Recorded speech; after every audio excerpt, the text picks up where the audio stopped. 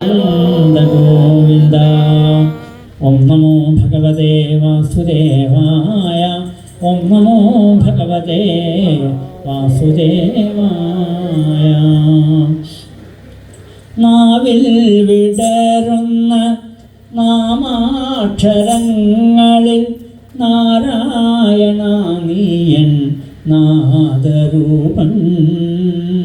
കരളിൽ വിടരുന്ന കനവിലോ നീ എൻ്റെ കമനീയ ഗാത്രനാം കാമരൂപൻ.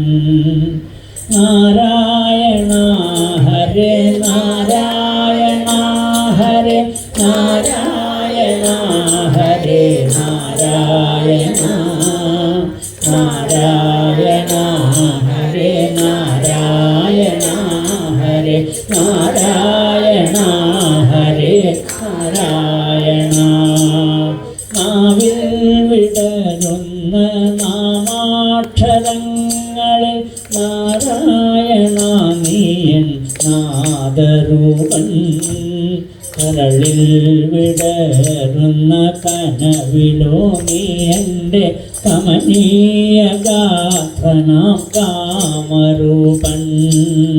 നാരായണ ഹരേ നാരായണ ഹരേ നാരായണ ഹരേ നാരായണ നാരായണ ഹരേ നാരായണ ഹരേ നാരായണ ഹരേ നാരായണ.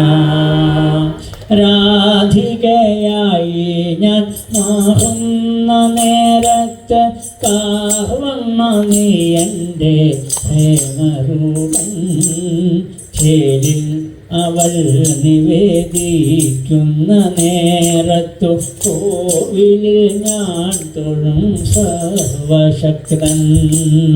നാരായണ ഹരേ നാരായണ ഹരേ നാരായണ ഹരേ നാരായണ നാരായണ ഹരേ നാരായണ ഹരേ നാരായണ ഹരേ നാരായണ. വാഹ്മയിൽ പീലി കവിളിൽ തൊടും നേരം കാൽമണം മാറാത്തോരണ്ട് പൈതൽ. ജീവിതായോധന വേളയിൽ ചിത്തത്തിൻ തെളിക്കുന്നൊരു സാരഥിയായി. നാരായണ ഹരേ നാരായണ ഹരേ നാരായണ ഹരേ നാരായണ നാരായണ ഹരേ നാരായണ ഹരേ നാരായണ ഹരേ നാരായണ. കർത്തവ്യബോധം വരുത്തുവാൻ ഗീതോപദേശമേകുന്നൊരു ദാർശനികൻ. വേഷങ്ങളിൽ ഭാവങ്ങളിൽ നിസ്തുല നീ എൻ്റെ മുന്നിൽ വന്നു. നാരായണ ഹരേ നാരായണ ഹരേ നാരായണ ഹരേ നാരായണ നാരായണ ഹരേ നാരായണ ഹരേ നാരായണ ഹരേ നാരായണ.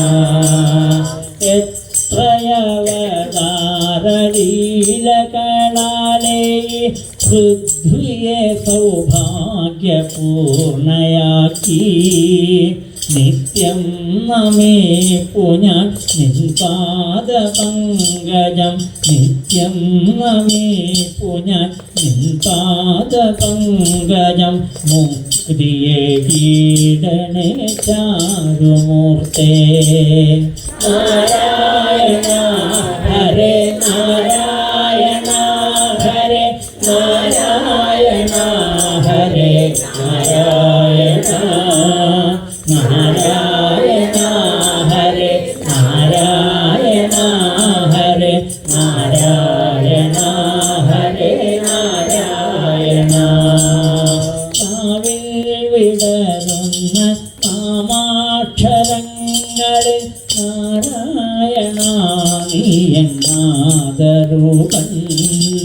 കരളിൽ വിടരുന്ന കനവിലോ നീ എൻ്റെ കമനീയ ഗാഥനാം കാമരൂപൻ നാരായണ ഹരേ നാരായണ ഹരേ നാരായണ ഹരേ നാരായണ നാരായണ ഹരേ നാരായണ ഹരേ നാരായണ ഹരേ നാരായണ നാരായണ ഹരേ നാരായണ നാരായണ ഹരേ നാരായണ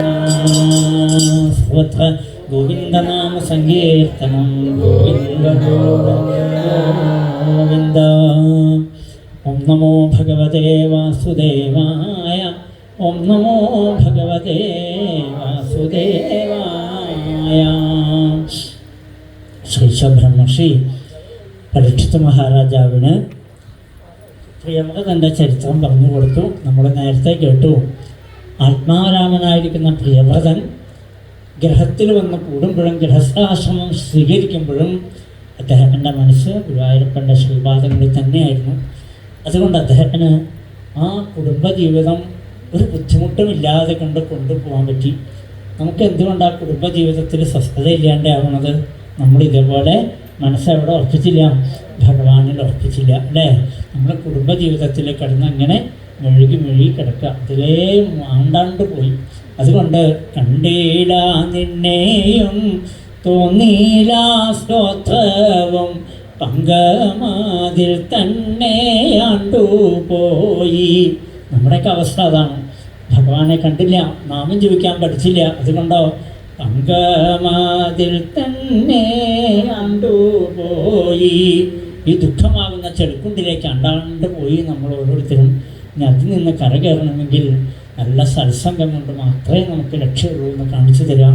ഇവിടെ ഭാഗവതം പ്രിയവ്രതൻ ആത്മാരാമനായിട്ട് മാറിയപ്പോൾ പ്രിയവ്രതൻ്റെ പുത്രനായിരിക്കുന്ന അഗ്നീന്ദ്രൻ അദ്ദേഹം പൂർവചിത്തി എന്ന പേരായിരിക്കുന്ന ഒരു അപ്സരസിനെ വിവാഹം കഴിച്ചു. 9 മക്കളൊക്കെ ഉണ്ടായി. അതിൽ നാഭിമുള്ള 9 മക്കളൊക്കെ ഉണ്ടായപ്പോൾ അച്ഛനെ പോലെ ആയില്ല മകൻ എന്നാണ്. അദ്ദേഹം എന്ത് ചെയ്തു? അവളുടെ സൗന്ദര്യത്തിൽ ഭ്രമിച്ച് പൂർവചിത്തിയുടെ പിന്നാലെ ലോകങ്ങളെല്ലാം ചുറ്റി സഞ്ചരിച്ച് അദ്ദേഹത്തിൻ്റെ ജീവിതമേ നശിപ്പിച്ച് കളഞ്ഞു എന്ന് പറയാം. ഭാഗവതം 2 തരത്തിലുള്ള മനസ്സിനെ കാണിച്ചു തരിക. അച്ഛനും മകനും എന്തേ ബന്ധം എന്ന് ചോദിച്ചാൽ നമ്മളൊക്കെ പറയാറില്ല, അച്ഛനെ പോലെ ആയില്ലല്ലോ മകൻ, എന്താണാവോ അങ്ങനെ വന്നത് എന്നൊക്കെ നമ്മൾ പറയുമ്പോൾ ഓരോരുത്തരും വന്ന സംസ്കാരത്തിനെ ഭാഗവതം കാണിച്ചു തരികയാണ്. അച്ഛനെ പോലെ മക്കളാവണമെന്നില്ല, അമ്മയെ പോലെ മക്കളാവണമെന്നില്ല എന്നർത്ഥം. നമ്മുടെ മക്കളായി പിറന്നു എന്നുള്ളൊരു തെറ്റ് മാത്രമേ അവർ ചെയ്തുള്ളൂ. അവർ വന്നതെല്ലാം അവരവരുടേതായിട്ടുള്ള സംസ്കാരങ്ങളുമായിട്ട് വന്ന ഓരോ ജീവനാണ്. നമുക്കതിലെന്ത് വന്നു? ആ ശരീരത്തിനോട് എന്തെന്നില്ലാത്തൊരു ഭ്രമം വന്നു, എൻ്റെ കുട്ടിയെന്നൊരു ചിന്ത വന്നു. അപ്പോൾ എന്തുണ്ടായി? നമുക്കത് തലതിരിഞ്ഞ് പോകുമ്പോൾ നമ്മുടെ മനസ്സ് വല്ലാതെ കണ്ട് വിഷമിക്കണമെന്ന് മാത്രം. ഇവിടെ ഭാഗവതം എന്ത് രസമായിട്ട് അതിനെ പറഞ്ഞു തരണം. വാസനാബദ്ധനായിരിക്കുന്ന ഒരു ജീവൻ്റെ യാത്രയെ ഭാഗവതം കാണിച്ചു തരാം. അച്ഛൻ ആത്മാരാമനാകുമ്പോൾ മകൻ എന്ത് ചെയ്തു? അദ്ദേഹം കാമത്തിനടിമയായിട്ട് മാറുന്ന കാഴ്ച നമുക്ക് കാണിച്ചു തരാം. അങ്ങനെ അഗ്നീന്ദ്രൻ ആ രൂപത്തിൽ പോയപ്പോൾ അഗ്നീന്ദ്രൻ്റെ പുത്രനായിരിക്കുന്ന നാഭി അദ്ദേഹം മേരുദേവിയെ വിവാഹം കഴിച്ചു. അദ്ദേഹം ഋത്വിക്കുകളോടൊപ്പം അനന്തകാലം ഗുരുവായൂരപ്പനെ ഭജിച്ചു. ഒരു ഉണ്ണി ഉണ്ടാവാൻ മോഹിച്ചിട്ട് ഭജിച്ചു. അത്ര ഭഗവാൻ അനുഗ്രഹിച്ചു. ഭഗവാനെ ഇങ്ങോട്ട് കണ്ടപ്പോൾ നാഭിക്ക് തോന്നിയത് എന്താ? ഗുരുവായൂരപ്പ, എനിക്ക് അവിടത്തെ പോലെ ഒരു ഉണ്ണി ഉണ്ടാവാൻ അനുഗ്രഹിക്കുമെന്നാണ്. ഭഗവാൻ പറഞ്ഞ്, എന്നെപ്പോലെ ഒരു ഉണ്ണി ഉണ്ടാവില്ല ലോകത്തിൽ, അത് ഞാൻ മാത്രമേ ഉള്ളൂ, അതുകൊണ്ട് ഞാൻ അങ്ങയുടെ ഉണ്ണിയായിട്ട് വരാമെന്നാണ്. പോരെ? ഇതാണ് ഭഗവാന്റെ കാരുണ്യം അല്ലേ? എന്താ ചോദിക്കണമെന്ന് വെച്ചാൽ അതായിട്ട് വരും നമുക്ക്. ഇതൊക്കെ കണ്ണനോട് ചോദിക്കാം. മഹാദേവൻ്റെ അടുത്ത് ചെന്നിട്ട് പറയാം, മഹാദേവ അവിടുത്തെ പോലെ ഒരു ഉണ്ണി വേണമെന്ന് പറഞ്ഞാൽ പാമ്പും കോടിയും കൊടാലിയൊക്കെ ആയിട്ട് നമ്മുടെ അടുത്തേക്ക് ഒരു മകൻ വന്നാലത്തെ അവസ്ഥ എന്തായിരിക്കും? നമുക്ക് പറ്റില്ല അല്ലേ? ഭദ്രാളിയുടെ അടുത്ത് ചെന്നിട്ട് പറയാം, ഭഗവതി എന്നെപ്പോലെ ഒരു കുട്ടി ഉണ്ടായാൽ തിരക്കേടില്ല, ദംഷ്ട്രയൊക്കെ പുറത്തേക്ക് അടിച്ച് കണ്ണൊക്കെ പിടിച്ച് നമുക്കൊരു ഉണ്ണി ഉണ്ടായാൽ എന്തായിരിക്കും? ആ പെൺകുട്ടിയെ കണ്ടാൽ നമുക്ക് പേടി ഒഴിയില്ല അല്ല, ചരടി ചേട്ടാൻ്റെ സമയം ഉണ്ടാവുള്ളൂ. അപ്പോൾ അതാണ് കണ്ണനോടാ പറയേണ്ടതെല്ലാം, എല്ലാം സാധിച്ചു തരും ഭഗവാൻ. വേഗം ഭഗവാൻ ഋഷഭൻ എന്ന പേരിൽ അവതരിച്ചു. ജൈനമതത്തിലെ 24 തീർത്ഥങ്കരന്മാരിൽ ഏറ്റവും പ്രധാനിയായിട്ടുള്ള ആ ഋഷഭൻ എന്ന പേരിൽ അവതരിച്ചു. ഉത്കൃഷ്ടൻ എന്നർത്ഥം. എന്തിനാണ് ഭഗവാൻ ഇങ്ങനൊരു അംശാവതാരം എടുത്തതെന്ന് വെച്ചാൽ, ധർമ്മം ആചരിച്ച് കാണിച്ചുകൊണ്ട് കുറച്ചു കാലം കൊണ്ട് തന്നെ അധർമ്മത്തിലേക്ക് പോയ ജനങ്ങളെ ധർമ്മത്തിലേക്ക് കൊണ്ടുവരണം. ഒരു ഗൃഹനാഥൻ, ഒരു ഭരണാധികാരി എന്ത് ചെയ്യണോ അതിനെ അനുഗമിക്കും മറ്റുള്ളവരെല്ലാം. അതുകൊണ്ട് രാജാവ് എങ്ങനെയായിരിക്കണം? നല്ലതായിരിക്കണം.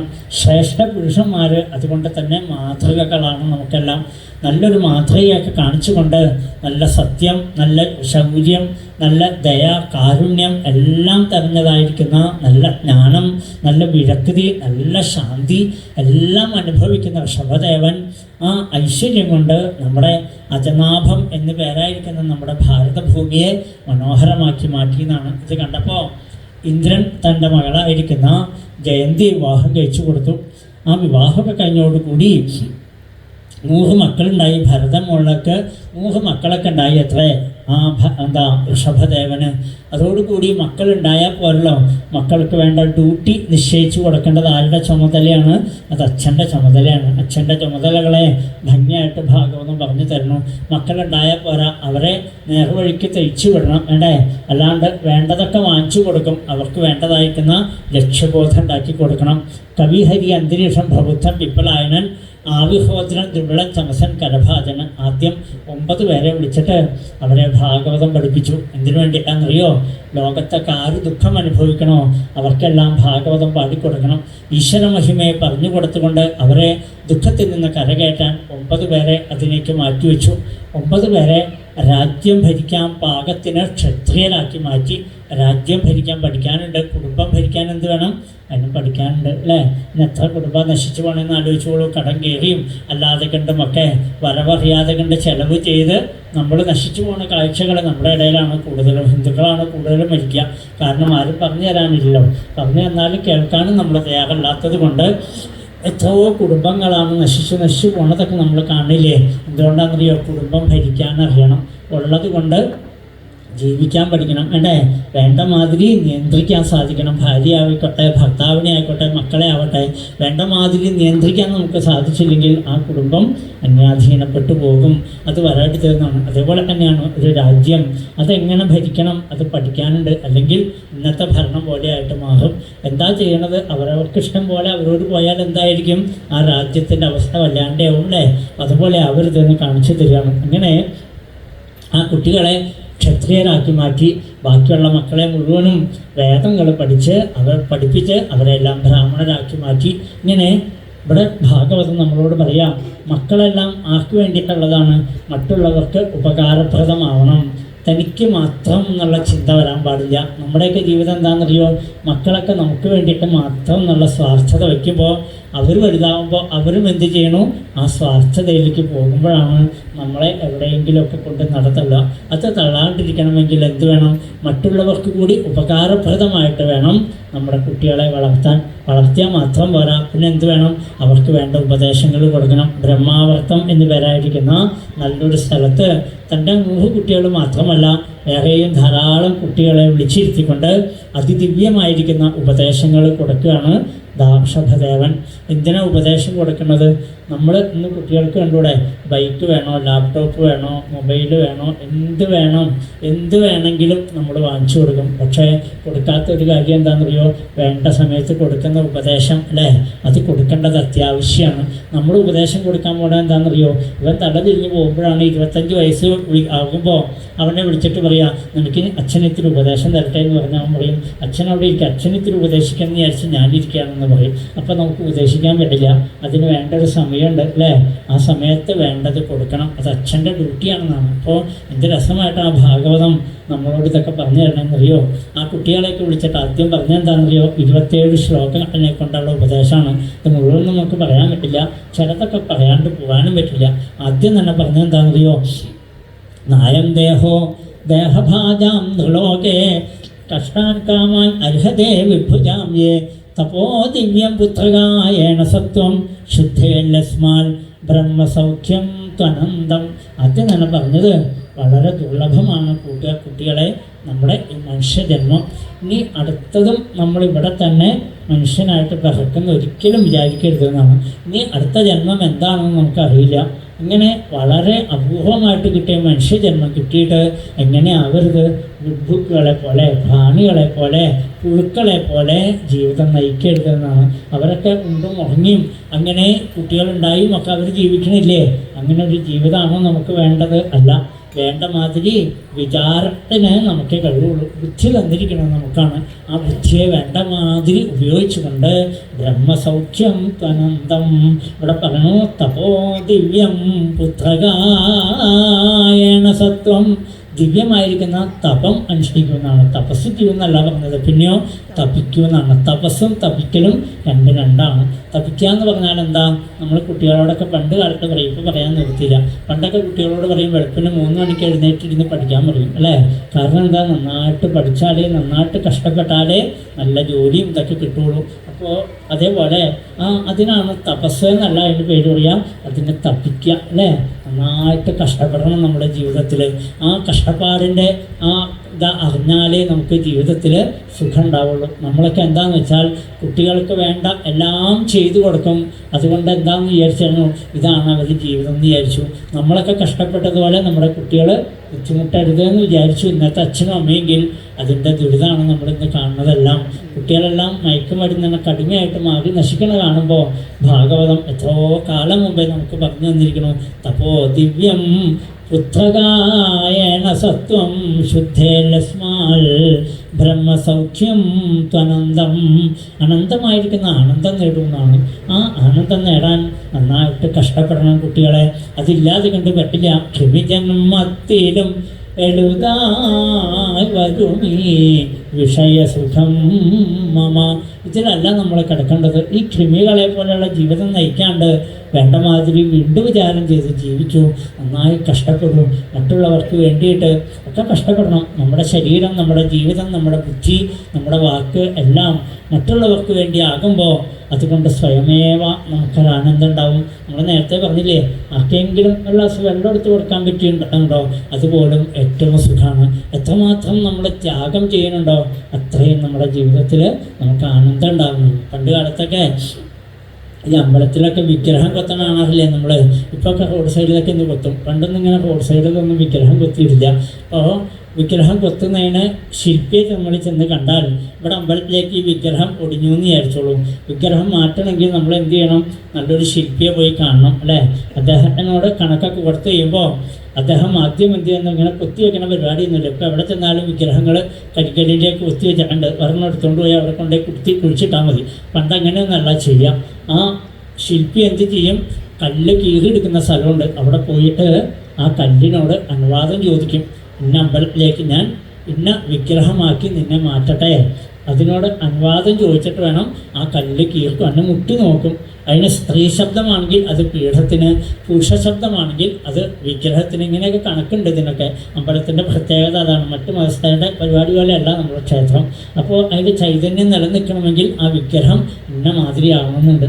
അപ്പോൾ അങ്ങനെയൊക്കെ മുട്ടി നോക്കിയിട്ട് അങ്ങനെ കല്ല് കീറി കൊണ്ടുവന്ന് വിഗ്രഹമാക്കിയിട്ടാണ് അകത്ത് പ്രതിഷ്ഠിക്കുക. അപ്പോഴാണ് അതിൻ്റെ ചൈതന്യം ഉണ്ടാവുക. അപ്പോൾ ഇങ്ങനെ ഒരു ശില്പി ഇങ്ങനെ അന്വേഷിച്ച് നടക്കുകയാണ്. അത്ര നല്ലൊരു കല്ല് കാണാൻ നോക്കി നടക്കുമ്പോഴാണ് ചെളിയിൽ കിടക്കുന്ന അത്ര നല്ലൊരു കല്ല്. ആ കല്ലിനോട് ചോദിച്ചു, നിന്നെ ഞാനൊരു ഗണപതി ആക്കട്ടെ എന്ന് ചോദിച്ചു. ഒരമ്പലത്തിലേക്ക് ഗണപതി ആക്കട്ടെ എന്ന് ചോദിച്ചു. കല്ല് ആദ്യം സമ്മതിച്ചു. അപ്പോൾ ശില്പി പറഞ്ഞു, നിൻ്റെ കുറേ ഭാഗങ്ങളൊക്കെ ഞാൻ എന്ത് ചെയ്യും? ഉളുക്കി കുത്തികളയും. ഇങ്ങനെ തന്നെ കൊണ്ടുവയ്ക്കാൻ പറ്റില്ലല്ലോ. ഗണപതി ആവണമെങ്കിൽ എന്ത് വേണം? എൻ്റെ ആവശ്യമില്ലാത്തതൊക്കെ കുത്തിക്കളയണം, ഗ്രൈൻഡ് ചെയ്യും. നമുക്ക് ഇത്തിരി വേദന എടുക്കേണ്ടി വരും. ഇത്തിരി ത്യാഗം നീ എടുത്താൽ എന്നെ നല്ലൊരു ഗണപതി ആക്കാം, എല്ലാവരാലും ബഹുമാനിക്കപ്പെടുന്ന തലത്തിലേക്ക് നീ ഉയരും എന്ന് പറഞ്ഞു. അത്ര അപ്പോൾ കല്ല് പറഞ്ഞു, വേദന എടുത്തിട്ട് എനിക്കിപ്പോൾ ഗണപതി ആവണ്ടെന്ന് പറഞ്ഞു. ശില്പി എന്ത് ചെയ്തു? ആ കല്ലിനെ ഉപേക്ഷിച്ചിട്ട് അദ്ദേഹം മുന്നോട്ട് പോയി. കുറേ ദൂരം നിന്നപ്പോൾ വേറൊരു കല്ല് ഇതുപോലെ കിടക്കണം.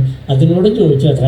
അപ്പോൾ കല്ല് പറഞ്ഞു, ഞാൻ എത്ര കാലമായി ഈ ചെളി കിടക്കണം, എന്നെ ഒരു ഗണപതി ആക്കുകയാണെങ്കിൽ എനിക്ക് സന്തോഷമായി, വേദന എടുത്താലും വേണ്ടില്ല എന്ന് പറഞ്ഞു. ശില്പി എന്ത് ചെയ്തു? ആ കല്ല് കൊണ്ടുപോയി മനോഹരമായിട്ട് ഉളുക്കി പൊത്തി വേണ്ടാത്തതൊക്കെ കളഞ്ഞപ്പോൾ നല്ലൊരു ഗണപതി വിഗ്രഹമായിട്ട് മാറി. അപ്പോഴേക്കും നാടിൻ്റെ നാനാഭാഗത്തു നിന്ന് ആൾക്കാർ വന്നു, ഞങ്ങളുടെ അമ്പലത്തിലേക്ക് ഗണപതിയെ തരുമോ എന്ന് ചോദിച്ചുകൊണ്ട്. വേഗം നല്ല വിലയ്ക്ക് ആ ഗണപതി വിഗ്രഹം രഥത്തിലൊക്കെ ആക്കി ആ താലപ്പൊലിയും പഞ്ചവാദ്യവും നാദസ്വരമൊക്കെ ആയിട്ട് കൊണ്ടുപോയി നല്ല മുഹൂർത്തത്തിലെ തന്ത്രിമാർ ശ്രീലകത്ത് പ്രതിഷ്ഠിച്ചു. ധാരാളം മാലകൾ, അഭിഷേകങ്ങൾ, വടയാടുകൾ, നിവേദ്യങ്ങൾ, ദീപാരാധന, ആളുകളൊക്കെ പ്രദക്ഷിണം വയ്ക്കണു, നമസ്കരിക്കണു. എന്തെല്ലാം കോലാഹലമായി. എവിടെ കിടന്ന കല്ലാതെ അല്ലേ? കുറച്ച് ത്യാഗം അനുഭവിച്ചപ്പോൾ എല്ലാവരും മാനിക്കപ്പെടുന്ന ഒരു തലപ്പിലേക്ക് ഉയർന്നു. അപ്പോഴാണ് ഒരാൾ ഒരു തേങ്ങയും കൊണ്ട് തലക്ക് കഴിഞ്ഞ് നിൽക്കുക. ഇതിപ്പോൾ എവിടെ ഉടക്കണ്ടേ എന്ന് ചോദിച്ചുകൊണ്ട് നിൽക്കണം അത്ര. അപ്പോഴാണ് ശില്പിക്ക് ഓർമ്മ വന്നത് ആദ്യത്തെ കല്ല്. പറഞ്ഞു അവിടെ ഒരു കല്ല് കിടപ്പുണ്ട്, എടുത്തോണ്ട് വന്നോളൂ എന്ന് പറഞ്ഞു. വേഗം ആ കല്ല് കൊണ്ടുവന്നിട്ട് എന്ത് ചെയ്തു? സോപാനത്തിൽ കൊണ്ടിട്ടു. ഇപ്പം എന്താണെന്നറിയോ? എല്ലാവരും തലക്ക് കഴിഞ്ഞ് തേങ്ങ അങ്ങനെ ചട്ടപ്പട്ടയെന്ന് അടിക്കുക മാത്രമല്ല, ശാന്തികാരൻ ചവിട്ടി കയറുന്നത് അതുതന്നെയാണ്. തീർന്നില്ലേ? നമുക്ക് ഭാഗവതം കാണിച്ചു തരിക. അപ്പോൾ ഇതേപോലെ നമുക്ക് ത്യാഗം ചെയ്യാൻ നമുക്ക് സാധിച്ചാൽ എല്ലാവരാലും മാനിക്കപ്പെടുന്ന തലത്തിലേക്ക് നമ്മൾ ഉയരും. അപ്പോൾ ആ കല്ല് അനുഭവിക്കുന്ന ആനന്ദം എന്തായിരിക്കും അല്ലേ? എല്ലാവരും പ്രദർശനം വെക്കണം, നമസ്കരിക്കണം, നല്ല നിവേദ്യങ്ങൾ, അല്ലെങ്കിൽ ആ ചെടിക്കുണ്ടി കിടക്കുകയല്ലേ? അത് തന്നെയാണ് ഭാഗവതം നമുക്ക് പറഞ്ഞു തന്നത്. തപസ് ചെയ്യാനല്ല ഭാഗവതം പറയാം, തപം ചെയ്യുന്നതാണ്. നന്നായിട്ട് തപിക്കണം, നന്നായിട്ട് കഷ്ടപ്പെടണം. ജീവിതത്തിൽ പലതും നമുക്ക് നഷ്ടപ്പെടുമ്പോഴാണ് ത്യാഗം എന്നതേ നേട്ടം എന്നാണ്. പലതും നമ്മൾ ത്യജിക്കുമ്പോഴാണ് നമുക്ക് ജീവിതത്തിൽ സുഖം ഉണ്ടാവുക. ഇവിടെ ഇരിക്കുന്ന പ്രായമായ ആൾക്കാരോടൊക്കെ ചോദിച്ച് നോക്കി അറിയാം എന്തെല്ലാം സുഖം അവർ ത്യജിച്ചിട്ടുണ്ടാവും ജീവിതത്തിൽ. എന്നിട്ടല്ലേ ഇന്ന് സുഖമായിട്ടിരിക്കണമെന്ന് തോന്നണത് പോലും അന്നത്തെ കഷ്ടപ്പാടാണ് അല്ലേ? അപ്പോൾ നമ്മളൊക്കെ അതേപോലെ കഷ്ടപ്പെട്ട് വന്നവർ. ഇന്നത്തെ കുട്ടികൾക്കൊന്നും അത് അറിയണില്ല എന്നാണ്. അപ്പോൾ അവർക്ക് ഇന്നത്തെ കുട്ടികൾക്ക് എത്രയോ വലുതാണ് ഈ ഉപദേശങ്ങളെന്നറിയോ? ഇതെല്ലാം നമുക്ക് ഒരു ദിവസം കിട്ടിയാലേ നമുക്ക് ഇതൊക്കെ പറയാൻ പറ്റുള്ളൂ. അങ്ങനെയാണെങ്കിൽ ഇതെല്ലാം പറയാം. നല്ല രസമായിട്ടുള്ള ഉപദേശങ്ങളാണ്. ഇന്ന് നമ്മുടെ മക്കൾക്ക് വേണ്ട ഉപദേശമാണ് ഇവിടെ കൊടുക്കുന്നതെല്ലാം. അപ്പോൾ പറഞ്ഞു വേണ്ട മാതിരി എന്ത് വേണമെന്നറിയോ? ഈ ലോകത്തിൽ നന്മ തിന്മകൾ പാലിൽ കിടക്കുന്ന വെണ്ണ പോലെ കിടക്കണമെന്നാണ്. പാലിൽ വെണ്ണ കിടക്കുന്നത് നമുക്ക് കാണാൻ പറ്റുമോ? നമ്മൾ എങ്ങനെയൊക്കെ നോക്കിയാലും കാണാൻ പറ്റില്ല. അതിനെ കാച്ചി ഒഹ വീഴ്ത്തി വേണ്ട മാതിരി അതിനെ കടക്കി എടുക്കുമ്പോൾ വെണ്ണ തിരിച്ചു കിട്ടണില്ലേ? ആ വെണ്ണ ഉരുക്കി കഴിഞ്ഞാലോ നെയ്യായി നമുക്ക് വിളക്ക് എത്തിക്കാം. പാലിൽ വെണ്ണയുണ്ട്, നെയ്യുണ്ടെന്ന് പറഞ്ഞ് പാൽ ഒഴിച്ച് കഴിഞ്ഞാൽ വിളക്ക് എത്തുമോ? അത് തിരി എത്താൻ പറ്റില്ല അല്ലേ? അതിൽ നിന്ന് അതിനെ വേറെ തിരിച്ചെടുത്താലോ പിന്നെ പാലിനോടൊപ്പം ചേർക്കാമെന്ന് വെച്ചാൽ ചേരുമോ? അത് ചേരുകയില്ല അല്ലേ? ഇതേപോലെ തന്നെയാണ് ഈ ലോകത്തിൽ നന്മയും തിന്മയും കൂടിക്കിടന്ന് പാല് പോലെ കിടക്കുമ്പോൾ അതിൽ നിന്ന് ആ വെണ്ണയാകുന്ന നന്മയെ നമുക്ക് തിരിച്ചെടുക്കാനാവണം, തിന്മയെ നമുക്ക് കളയാകാവണം. അപ്പം എന്തായി? അപ്പോൾ ദിവ്യം പുത്രകായണ സത്വം ശുദ്ധേലസ്മാൽ ബ്രഹ്മസൗഖ്യം ത്വനന്തം എന്നൊക്കെ പറയണു.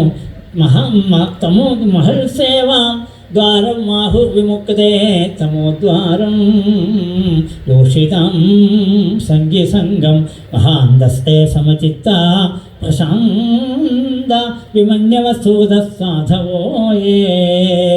കുട്ടികളോട് ഋഷഭദേവൻ പറഞ്ഞു കൊടുക്കുക, മഹാത്മാക്കളായിരിക്കുന്ന ആളുകളെ കണ്ടു പഠിക്കണം, അവരുടെ പാതയിൽ കൂടി പോകണം. അവരെല്ലാം സ്വന്തം ജീവിതം മറ്റുള്ളവർക്ക് വേണ്ടി ത്യജിച്ചവരാണ്.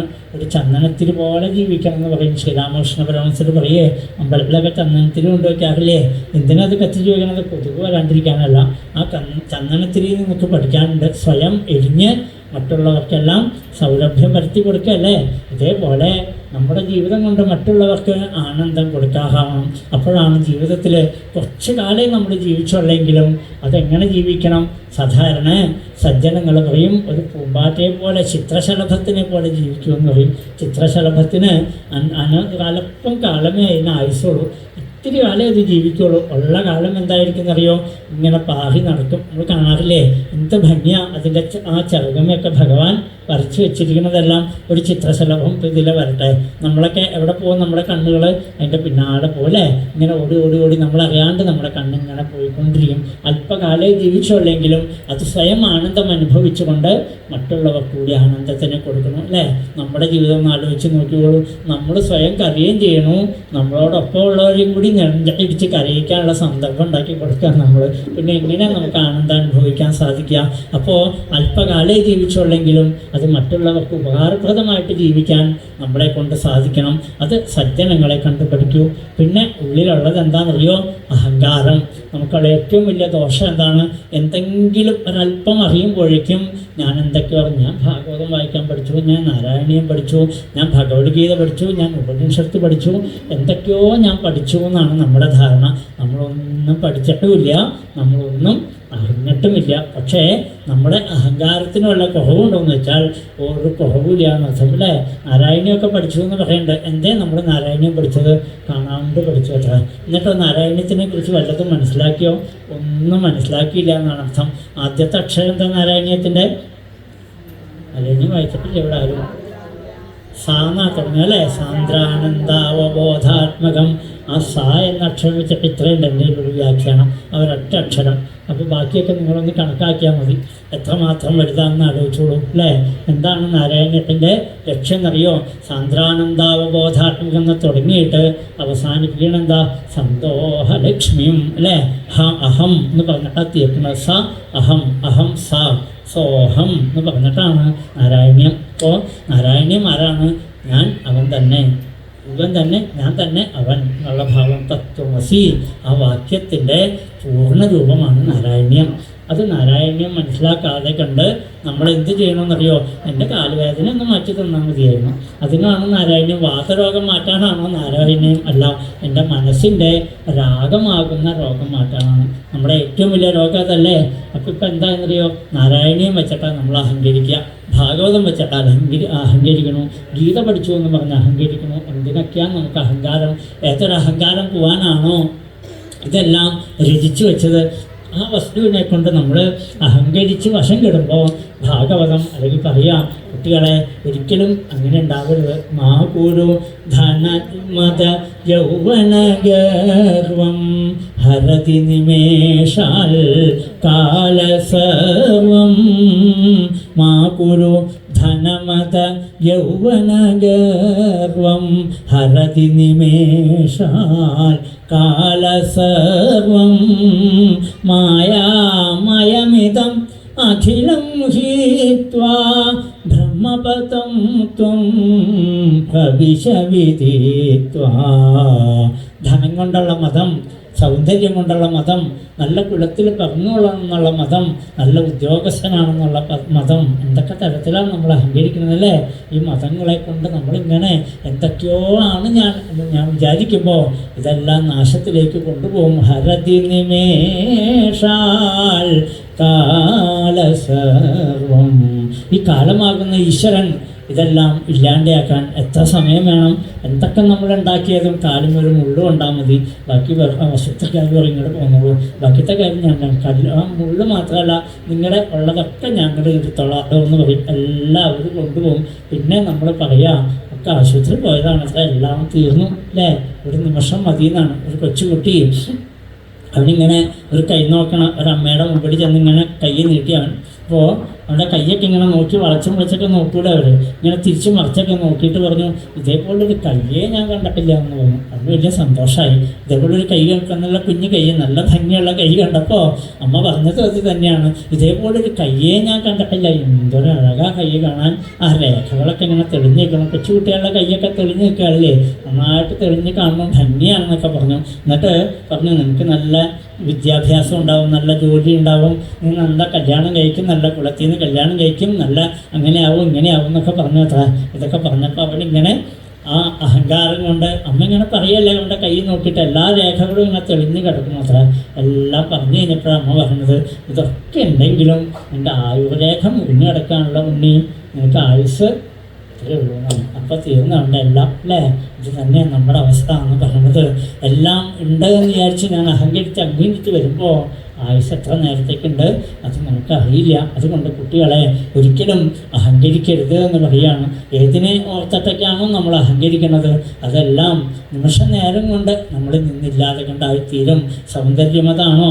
ഇവിടെ നിന്ന് വീണാൽ മതി, കാല് കെട്ടി വീണാൽ മുഖടിച്ച് വീണാൽ തീർന്നു. നമ്മുടെ സൗന്ദര്യമൊക്കെ എപ്പോൾ പോയി? ബുദ്ധി പോകും, സകലതും പോകും അല്ലേ. വയറ് വലുതായി കുടവയറാവണതിൻ്റെ പകരം തല വലുതായാൽ പിന്നെ നമ്മൾ വലുതും കൊള്ളുമോ അല്ലേ. എത്ര നേരം വേണം ഇതൊക്കെ മാറി മറയാനായിട്ട്?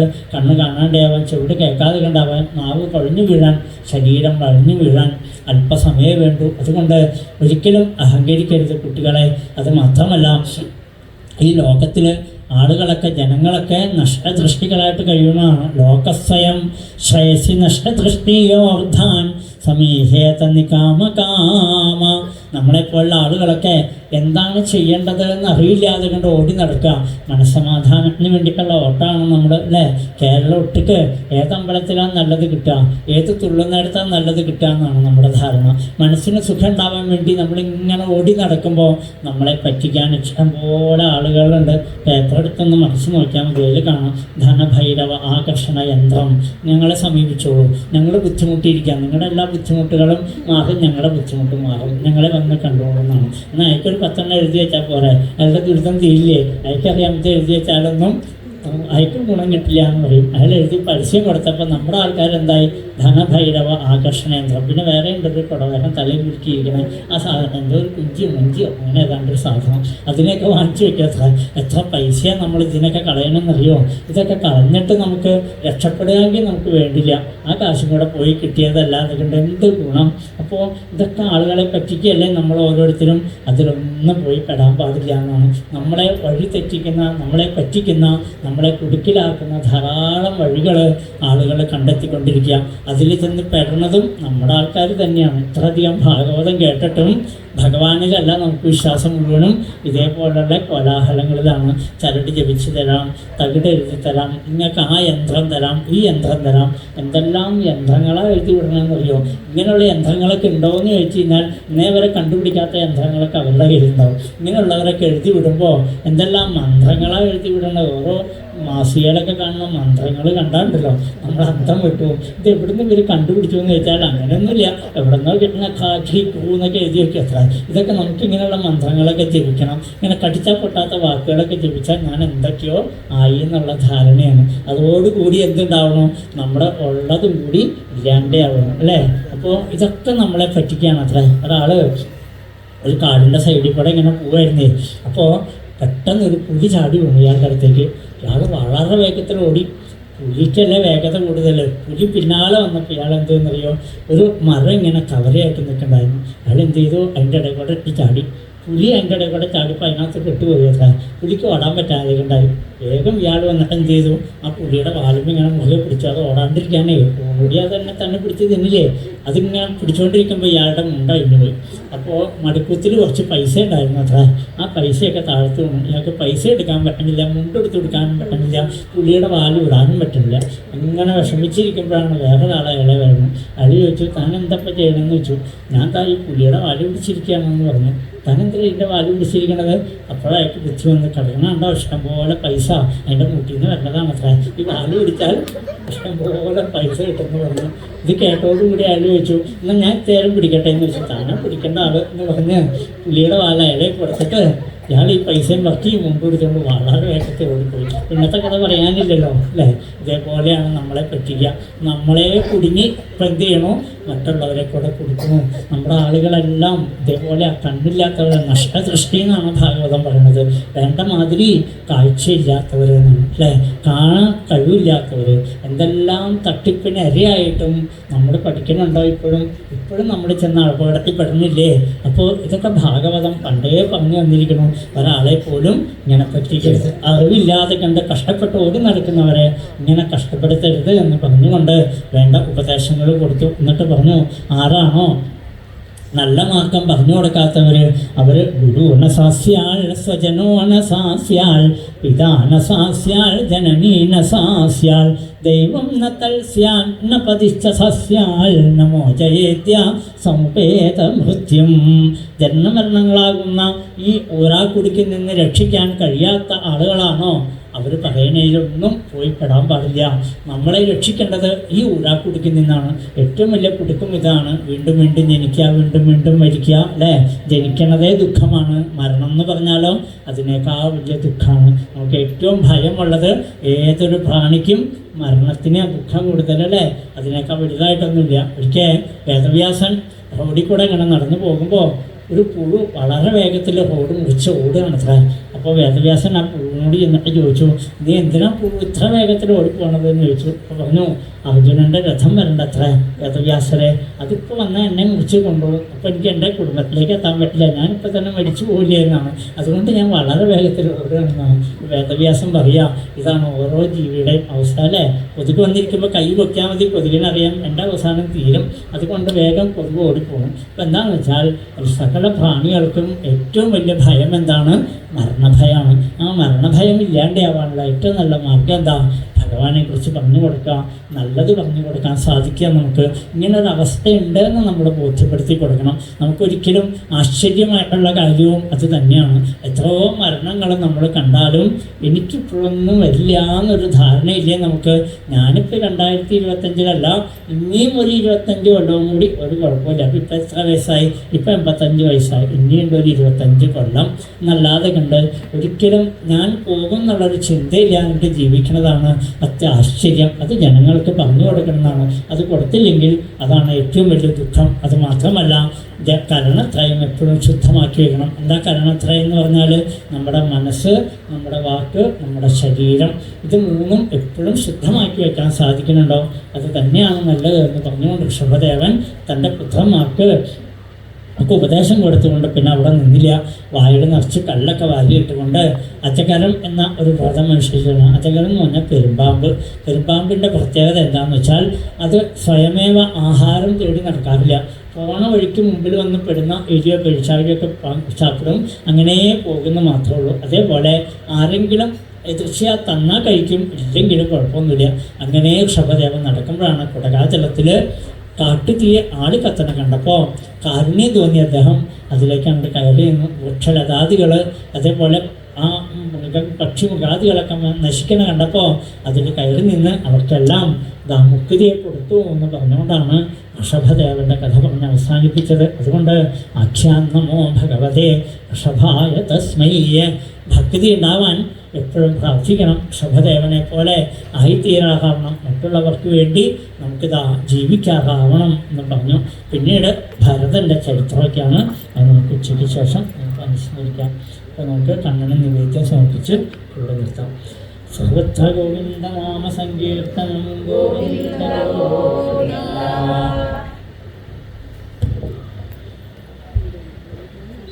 സർവത്ര ഗോവിന്ദനാമ സങ്കീർത്തനം ഗോവിന്ദ ഗോവിന്ദ.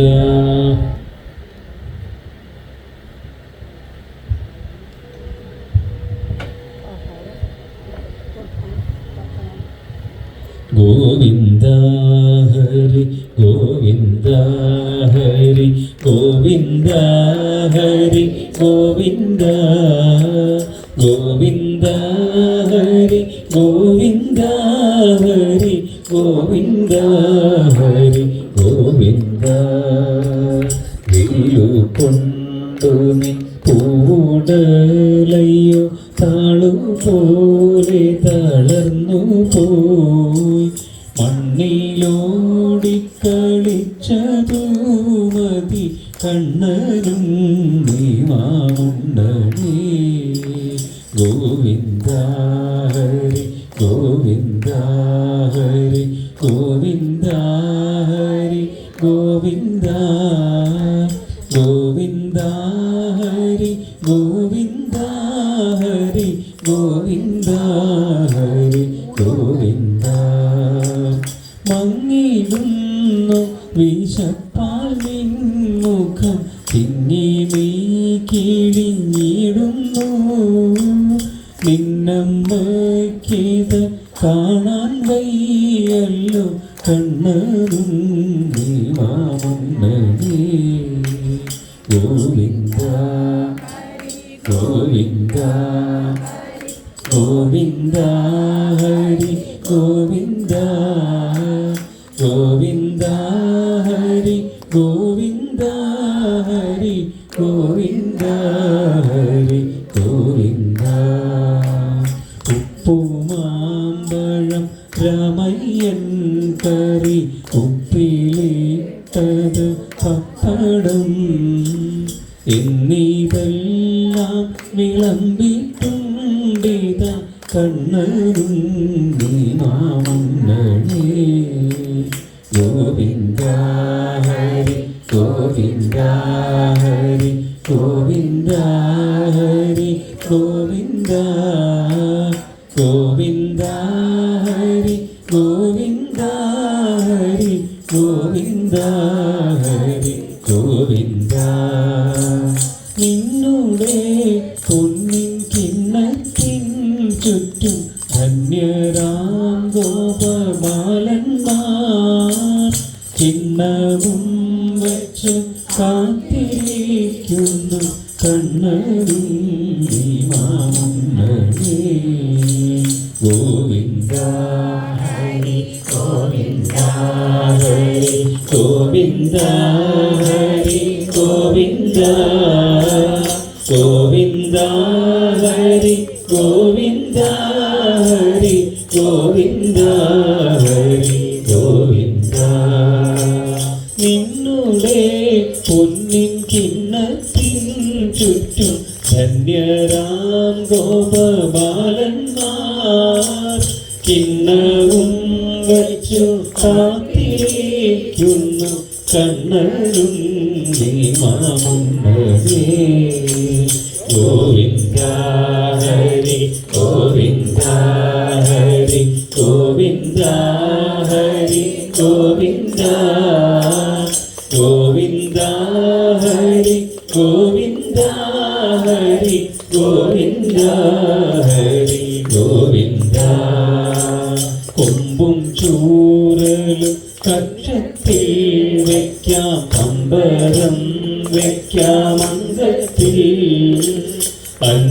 അന്യന്മാരാരും വന്നേടുക്കില്ല കണ്ണനും മാനടേ ഗോവിന്ദ ഗോവിന്ദ ഹരി ഗോവിന്ദ ഹരി ഗോവിന്ദ ഗോവിന്ദ ഹരി ഗോവിന്ദ ഹരി ഗോവിന്ദ ഹരി ഗോവിന്ദ നാക്കുനോക്കുന്നു നീയുണ്ടാക്കിന്ന്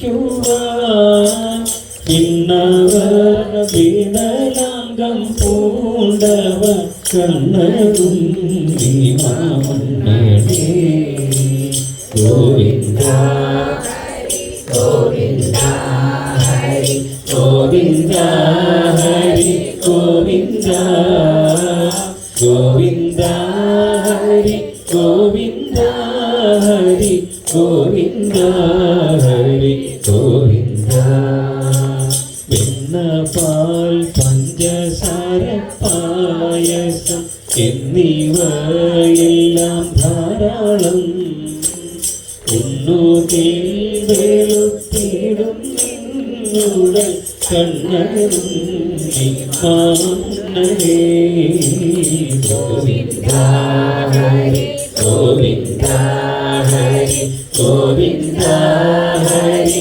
ഗോവിന്ദ ഗോവിന്ദ ഹരി ഗോവിന്ദ ഹരി ഗോവിന്ദ ഹരി ഗോവിന്ദ ആരു കൊണ്ടുപോയി കാക്ക കൊണ്ടുപോയി പൂച്ച കൊണ്ടുപോയി ചോറല്ല കിണ്ണത്തിൽ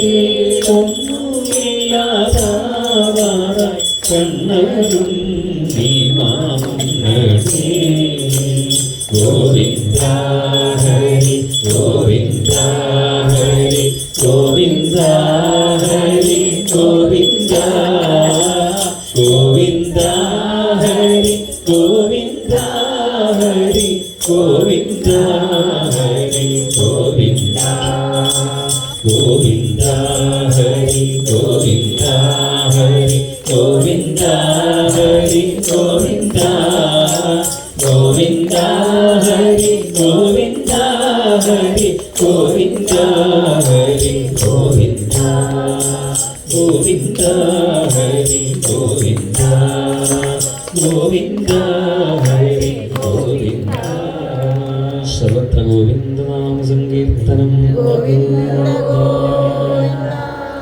ഉച്ചയ്ക്ക് ശേഷം അജാമിളൻ്റെ ചരിത്രം വൃത്രാസുര ചരിത്രം, ചിത്രകേതുപാഖ്യാനം ഒക്കെ പറഞ്ഞ് 5:45 6 മണി ആകുമ്പോഴേക്കും നമുക്ക് നരസിംഹാവതാരത്തിലേക്ക് വരുന്നു.